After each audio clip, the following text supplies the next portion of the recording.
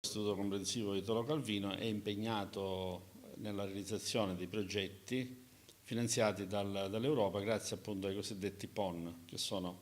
investimenti che l'Europa fa per quanto concerne la crescita delle scuole.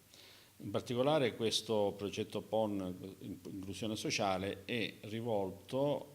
a contrastare quella che è la dispersione scolastica, quindi si propone e propone alle scuole di attivarsi per realizzare dei progetti che permettono ai ragazzi di restare a scuola oltre il tempo normale, quindi in orario extrascolastico, per fare delle esperienze didattiche, educativo-didattiche, che li impegnino però in una metodologia alternativa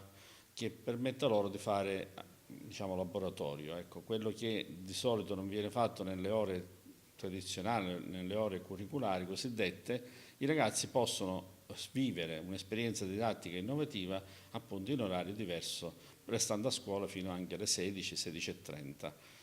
La scuola rimane aperta anche nei giorni diversi da quelli ordinari, quindi compreso il sabato, è possibile anche in estate e quindi riusciamo così a dare un'offerta formativa più ampia grazie appunto alle risorse europee.